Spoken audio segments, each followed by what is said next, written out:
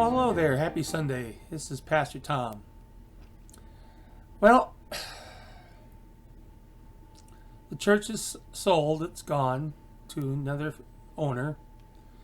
And we're still trying to figure out exactly where we're going to end up. It may be at the Bookmark. I have to talk to them still and see if we can use their area on Sunday mornings. But as it goes right now, we are free of the building, and we are moving ahead. My health is stable. We finished the second trimester, and in the third, we're into the second week of the new trimester. The jazz band's getting ready to do their thing, and everything seems to be in good shape. Next week is spring break, and I'm looking forward to that. Right now, we're still marching towards the cross, and we have a story that not everybody understands, and that's the Transfiguration. Let me start by telling you a story. A man was arraigned for murder in Los Angeles about 60 years ago. It was a difficult case with a lot of circumstantial evidence. The man's defense lawyer, however, thought of an ingenious ploy. In his summing up speech, he said, "Ladies and gentlemen of the jury, you must find my client not guilty of murder, if there is even the slightest doubt in your minds that he is not the murderer. And now I have one final witness. The true murderer is about to walk through the door." All eyes swung toward the door, but no one came in. The lawyer continued, "You see, ladies and gentlemen, there is doubt in your minds. Otherwise, you would not have looked towards the door." The jury retired to deliberate and came back 5 hours later with a guilty verdict.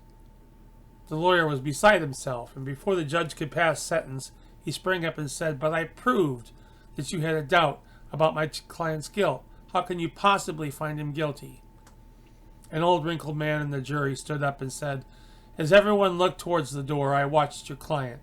His eyes did not turn toward the door. He did not look towards the door because he knew no one was coming through, because he himself was the guilty one." In contrast to that Los Angeles courtroom where the star witness did not appear, this morning's gospel is all about a star witness who did appear. And he came to answer the question that was on everyone's lips. Who is Jesus? Who was this star witness? He was none other than God the Father, who answered the question by revealing Jesus' glory to the disciples, Peter, James, and John, by saying, "This is my beloved Son, in whom I am well pleased." And the relevance of all this was for us, the relevance of all of this for us was summed up in two simple words: hear him. Jesus is God's Son, and we need to listen to him. The gospel reading is known as the story of the Transfiguration. It refers to the remarkable transformation that once took place in the appearance of Jesus. And this is how Matthew described what happened. Now, after 6 days, Jesus took Peter, James, and John, his brother, led them up on a high mountain by themselves. And he was transfigured before them. His face shone like the sun, and his clothes became as white as the light. And behold, Moses and Elijah appeared to them, talking with him. Then Peter answered and said to Jesus, "Lord, it is good for us to be here. If you wish, let us make here 3 tabernacles, one for you, one for Moses, and one for Elijah." While he was still speaking, behold, a bright cloud overshadowed them. And suddenly a voice came out of the cloud saying, "This is my beloved Son, in whom I am well pleased. Hear him."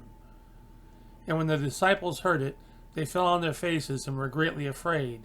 But Jesus came and touched them and said, "Arise, and do not be afraid." When they lifted up their eyes, they saw no one but Jesus only. Now as they came down from the mountain, Jesus commanded them, saying, "Tell the vision to no one until the Son of Man is risen from the dead."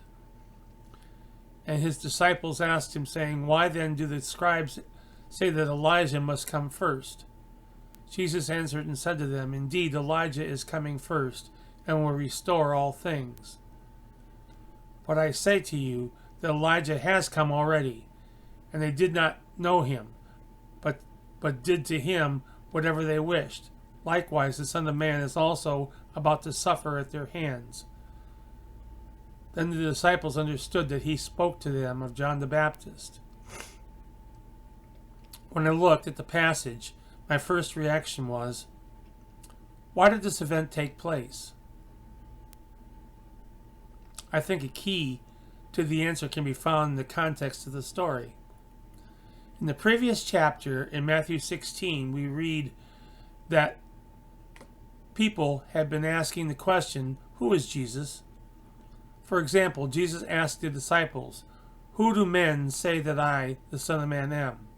It is clear from their response that it was a hot topic. "Well," the disciples replied, "some say John the Baptist, some say Elijah, others Jeremiah, or one of the prophets." If it hadn't been a hot gossip at the time, they wouldn't have said that. But it wasn't just the crowds who were talking about Jesus. His own disciples were asking the same question. Listen to what Jesus said. Then he said to them, "But who do you say that I am?" Simon Peter answered, "You are the Christ, the Son of the living God." The question, "Who is Jesus?" was burning on everyone's lips. And in the previous chapter, Matthew 16, we see human responses. Now in chapter 17, we see a divine response. I believe the transfiguration took place because God the Father wanted to answer the question, definitely, once and for all, who is Jesus? Let's take a look at the transfiguration in more detail. At the transfiguration, three major events occurred. Jesus' appearance was transformed. Moses and Elijah appeared with him on the mountain, and God the Father spoke to the disciples.